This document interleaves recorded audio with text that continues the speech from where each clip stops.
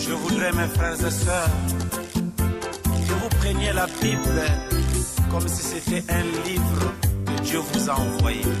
Que la Bible devienne une lettre écrite pour toi et rien que pour toi. Voici ce que le Dieu de la Bible te dit. Dans Genèse, je suis ton Dieu. Sors de ton pays, je te bénirai. Dans Exode, il dit, je te ferai sortir du pays d'Égypte au temps marqué. Dans Lévitique, il dit, je suis saint. Toi aussi, sois saint et je te bénirai. Et dans Nombre, il dit, malgré la multitude, je te connais. Et dans Deutéronome, il dit, même si je suis le Dieu de la loi. Bienvenue dans votre émission Biblia. Nous parlons au cours de cette émission sur l'école de la révélation et ça sera avec l'homme de Dieu, le prophète Jean-Claude Ndoudi. Et avec l'homme de Dieu, nous allons également aborder d'autres sujets comme son expérience personnelle avec les seigneurs. Eh bien, restez branchés, ne zappez pas, vous serez édifiés. Shalom, prophète. Shalom, Maman Mireille. Merci beaucoup, prophète. Bienvenue dans cette émission, puisque c'est votre première fois de participer à l'émission Biblia. Gloire au Seigneur. Oui, nous parlons sur l'école de la révélation. Si vous pouvez dire au peuple des dieux, d'abord, c'est quoi la révélation? Alors, la révélation, c'est une communication particulière de la volonté de Dieu. Vous voyez, lorsque il était question que Noé bâtisse l'arche, il a fallu que Dieu se révèle. Il a fallu que Dieu parle. Parce que naturellement, lorsque Dieu parle, il se révèle. Donc, la révélation, c'est aussi le message par lequel l'Éternel nous conduit. Ésaïe 58, verset 1er. La révélation, c'est le chemin tracé par Dieu pour vous. Nous pouvons lire cela aussi dans le psaume 119, verset 1er, et le psaume 128, verset 1er. Selon le psaume 32, verset 8, la Bible dit « Je te conseillerai et te montrerai. Je te conseillerai et te montrerai le chemin, la voie que je veux que tu suives. » Donc, vous savez qu'à un certain moment, l'homme tâtonne parce qu'il n'a pas la direction divine. Il ne connaît pas où aller. Même dans le cadre des activités lucratives. Vous savez, quelqu'un peut avoir les moyens, mais il ne sait pas qu'est-ce qu'il doit vendre, par exemple, dans le cadre du commerce. Mais il arrive que Dieu se révèle. Donc, Dieu parle à cet homme d'affaires ou à cette femme d'affaires. À ce moment-là, c'est donc la révélation. Et donc, la révélation, c'est la volonté de Dieu révélée. Donc, Dieu, pendant que toi, tu penses qu'il faut que je vende les arachides pour prospérer, alors que Dieu, dans son plan, il veut que tu aies une boutique. Donc, le temps que tu t'engages, Dieu se révèle dans un songe, par exemple, on appelle ça la révélation. Donc, à ce moment-là, tu reçois la direction divine. La révélation, c'est donc la clé de la réussite. Donc, vous savez, ceux qui échouent, ce n'est pas le manque de moyens, non. Le problème, c'est qu'ils n'ont pas la direction divine. Parce que la révélation, c'est aussi la pensée de Christ. En fait, l'homme doit marcher, doit agir selon la pensée de Dieu, selon la révélation. C'est pour cela la révélation est en elle-même la clé de la réussite. Parce que vous voyez que quand Dieu parle à Josué, il dit « Agis selon tout ce qui est écrit afin que tu réussisses. » Donc, Josué a réussi dans sa mission de la conquête de la terre promise grâce à la révélation.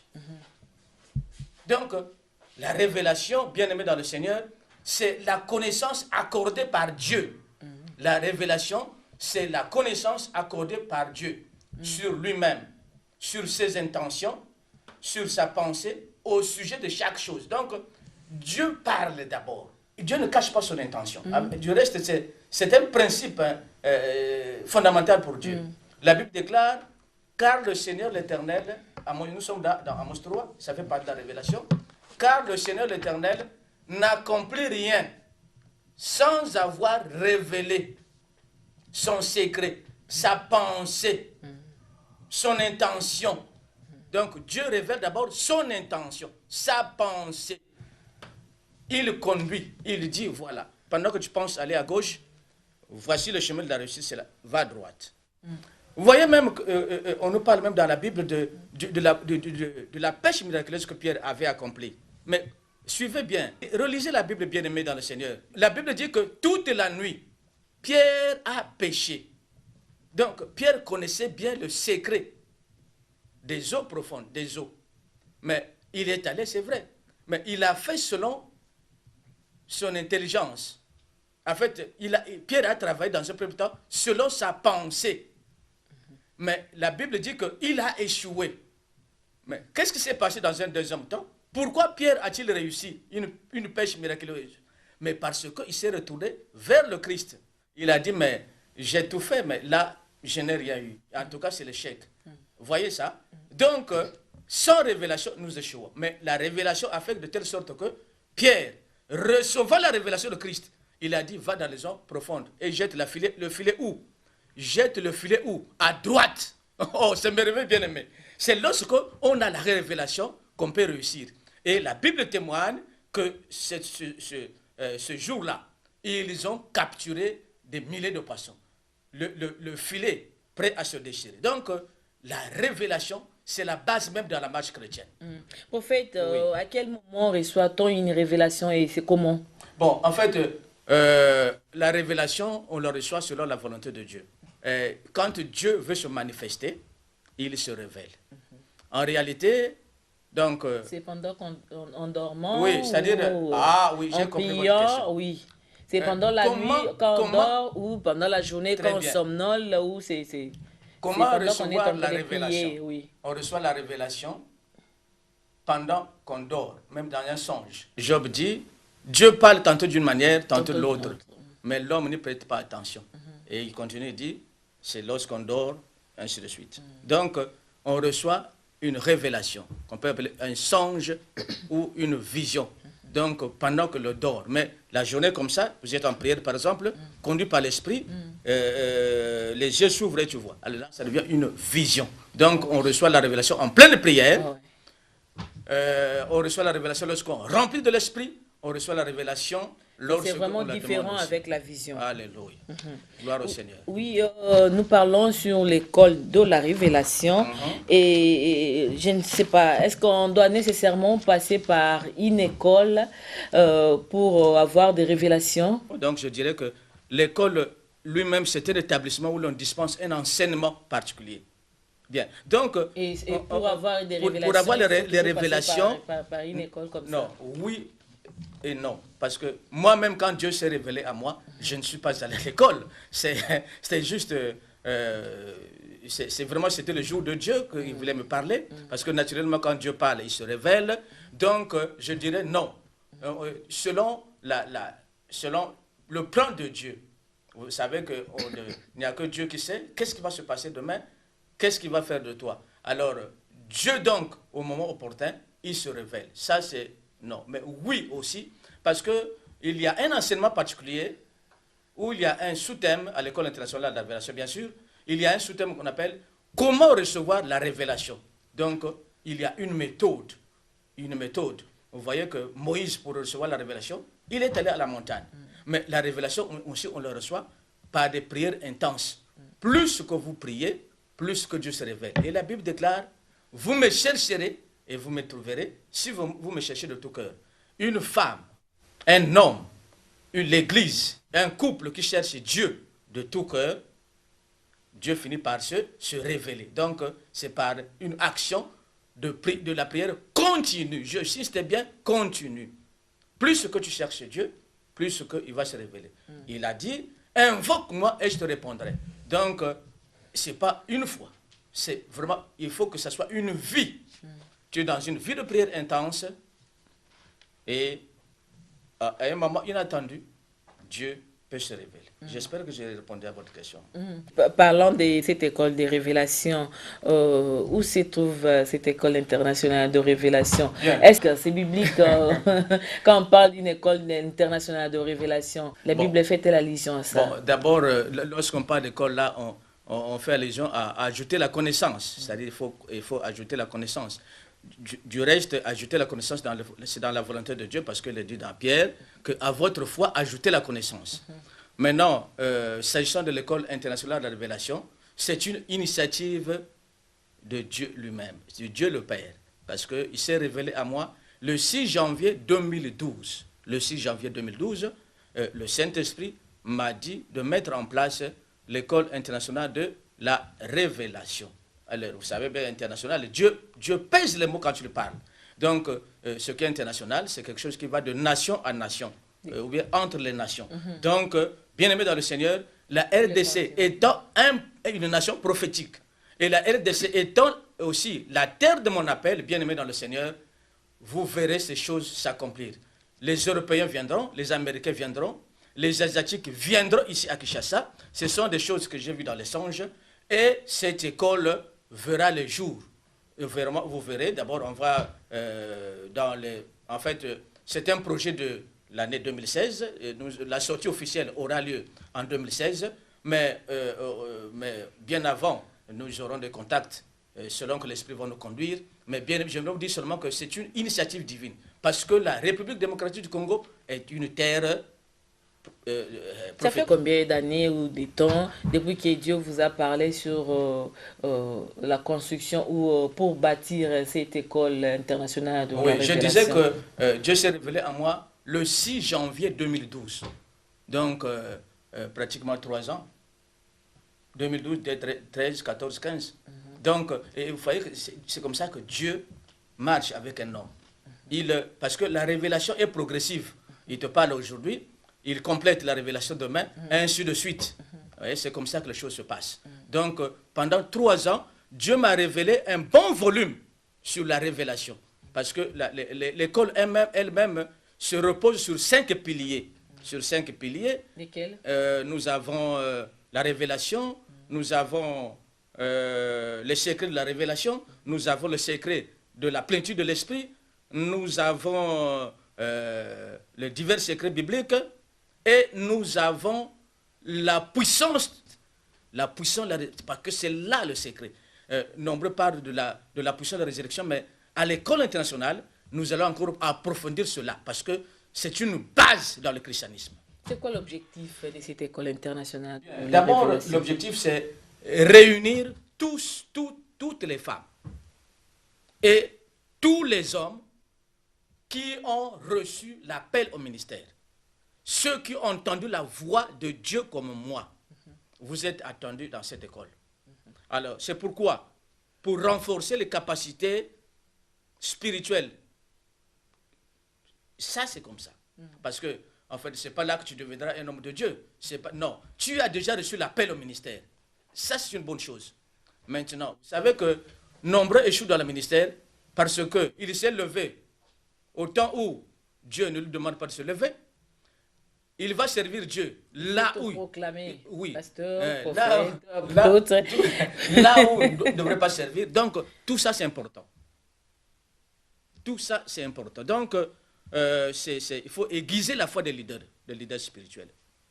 Et puis, ce sera un lieu où il y aura, on va faire ce qu'on appelle l'échange d'expérience. Parce que j'ai déjà écouté les hommes. Hein.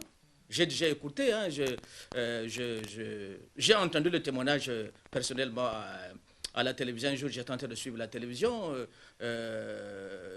du révérend Soumbela Jean-Baptiste, mais j'ai dit, mais ça, c'est comme ça. Dieu l'a parlé au départ, parce que c'est comme ça que les choses se passent. Donc, toutes les femmes, tous les hommes qui ont écouté la voix de Dieu, ceux à qui Dieu a fixé un programme, ceux à qui Dieu s'est révélé, il leur a parlé. Ce que Dieu a choisi. Parce que la Bible déclare dans Jean 13, verset 18. Jean 13, verset 18, je connais ceux que j'ai choisis. Alors, ceux que Dieu a choisis, ce sont les fils de Dieu qui vont se lever. En fait, c'est ça. C'est ça. Parce qu'on ne se lève pas. On ne se lève pas si Dieu ne t'appelle pas. C'est ça. Parce qu'il n'y a pas de leadership sans révélation. Prophète, qui est-ce qu'on doit appeler homme de Dieu? Bien. D'abord, homme de Dieu. C'est-à-dire, c'est un complément de nom. Donc, l'homme de Dieu. C'est-à-dire, tu es suscité par Dieu. Tu as été choisi par Dieu. Quand il parle à Jérémie, il dit, je te connaissais depuis que tu étais une boule de sang dans le ventre de ta mère. Donc, il le voit déjà un homme à lui. C'est un homme à qui on confie une mission divine. Homme de Dieu. Donc, Noé est un homme de Dieu. C'est-à-dire, il a fait les choses exactement que Dieu le lui a recommandé. Moïse était un homme de Dieu qui est venu, qui a accompli une mission divine et qui a fait exactement ce que Dieu lui a demandé. Et l'homme de Dieu, c'est celui aussi qui est revêtu de la puissance de Dieu, qui est en fait en communion permanente avec le Père. Prophète Jean-Claude, parlez-nous un peu de votre expérience personnelle avec les seigneurs. Oui, j'ai une expérience personnelle avec Dieu, le Tout-Puissant, le Créateur. Mais parce que si je suis là aujourd'hui, c'est parce que, effectivement, Dieu s'est révélé à moi. Alors, cela s'est passé en Allemagne, à Berlin, en 92. En 92, en octobre, je me suis rendu en Allemagne, à Berlin, chez mon oncle Jean-Baptiste Boisseau. Alors, avant de manger, mon oncle prenait la Bible et lisait dans le psaume. Il nous exhortait et puis nous mangeons. Alors, d'octobre à décembre 92, pendant 90 jours, j'ai écouté une phrase qui a traversé mon esprit. Jean-Claude, Dieu m'a parlé. Jean-Claude, Dieu m'a parlé. Écoute Jean-Claude, Dieu m'a parlé. Jean-Claude, Dieu m'a parlé. Jean-Claude, Dieu... J'ai dit, ben, Dieu, il est à des milliers de kilomètres. Comment quelqu'un qui a son trône à des milliers de kilomètres, quelle est cette voie-là qui peut traverser tous les trois ciels et puis... non, je dis, ça c'est autre chose. Alors, dans la nuit du 3 janvier 93, j'ai fait une prière sincère et courte. J'ai dit, mon Dieu, mon oncle me dit toujours que tu lui parles. N'est-il pas possible que tu me parles moi-même? Bien-aimé dans le Seigneur, cette nuit-là, il s'est passé quelque chose d'extraordinaire. Dieu m'a plongé dans un profond sommeil et au milieu de la nuit, sa main ici, il me tapait ici à sa main, à la jambe droite. Il dit, mon fils, mon fils, mon fils, mon fils, mon fils, mon fils. 3 fois, l'Éternel Dieu m'a appelé son fils. Il a dit, réveille-toi, prends ta Bible et lis dans Jean 12. Mon fils, prends ta Bible et lis dans Jean 12. Bien-aimé dans le Seigneur, alors tout a commencé par là. Mon fils, vous savez que la relation de père et de fils, c'est une relation de confiance et c'est une relation de responsabilité. C'est une relation où le père confie des secrets au fils. Donc, je suis en relation de père et de fils. Et toutefois que je me lève, je dis, Père, qu'en penses-tu? Et Dieu lui-même me révèle ses pensées et ses voix. Et vous savez, du reste, la Bible, c'est la révélation de Dieu. La Bible, c'est la parole de Dieu. Parce que c'est là où Dieu parle. Si nous voulons connaître ce qui va arriver demain, si nous voulons connaître la pensée de Dieu, au sujet des nations, au sujet du climat, au sujet de quoi que nous voulons, nous avons les réponses à toutes nos questions. Mais dans la Bible, je dis bien dans la Bible, parce que Dieu connaît tous les domaines. Lorsque les gens s'agitent autour du climat, lorsque les gens s'agitent autour de... Lorsque les gens s'agitent autour des questions politiques, qu'est-ce que nous allons faire? Mais Dieu a une pensée. Et si nous interrogeons Dieu, il nous répond au travers les Écritures. Bien sûr, parce qu'il dit bien, dans Ésaïe 55, mes voix ne sont pas vos voix, mes pensées ne sont pas vos pensées. Donc, quand nous allons dans la Bible, conduits par l'Esprit, Dieu nous révèle ses pensées. Dieu nous révèle ses voix à tous les niveaux. Hommes de Dieu, les femmes commerçantes, les pharmaciens, en fait, les scientifiques. Si nous voulons connaître, si nous voulons réussir, la réponse, toutes nos réponses sont dans la Bible. Les scientifiques trouveront leurs réponses, les hommes politiques trouveront, les femmes politiques trouveront leurs réponses dans la Bible, parce que c'est là où Dieu a révélé sa pensée. Prophète, nous tendons petit à petit vers la fin de cette émission. Parlez-nous un peu du leadership spirituel. Oui, le leadership spirituel, c'est pas une fonction. Le leadership spirituel, c'est un appel. Je dis bien, le leadership spirituel n'est pas une fonction, mais c'est un appel. Hébreux 5.4, la Bible déclare, nul ne s'attribue le titre du grand prêtre. On le devient seulement par appel de Dieu, comme le cas de Aaron. C'est pas comme on les fait aujourd'hui avec les jeunes. Prêtre, grand prêtre, c'est pas comme ça. Non. Vous voyez l'intérêt de cette école-là. Parce que c'est là. D'abord, il y a un préalable. Ceux qui viendront, ce sont ceux qui ont reçu l'appel de Dieu. L'imposition des mains ne confère pas le ministère. Okay. C'est d'abord Dieu qui nous se révèle à nous, qui nous choisit parmi les hommes, parmi les femmes. Donc, actuellement, il y a Dieu dans cette nation. Il y a des femmes que Dieu a choisies. Il me l'a révélé. Il y a des hommes que Dieu a choisis. Il me l'a révélé, qui sont dans d'autres domaines. Mais selon le plan de Dieu, ce qu'on appelle la prédestination, c'est-à-dire la décision de Dieu, Dieu est en train de parler. Et c'est là-bas, à l'école internationale de la révélation, que nous verrons toutes ces choses. Donc, je disais en un mot, il n'y a pas de leadership spirituel sans révélation. Le premier pas que Dieu fait, c'est qu'il parle et se révèle. À ce moment-là, parce que le problème c'est lequel? Tu vas te lever avec un programme que Dieu fixe. Et après, voilà, tu feras le succès. S'il n'y a pas de révélation, un homme de Dieu ne peut pas avoir le succès. C'est pour cela, Maman Mireille, que dans ces temps-ci, Dieu m'a suscité pour me lever et pour rassembler tous les fils de Dieu, ceux qui ont reçu l'appel de Dieu. Ça se fera comment et ça sera à quel endroit, à quelle date? Alors, je bénis Dieu. 2016 sera donc l'année de rencontre. Certainement, vous allez me contacter. C'est le moment de...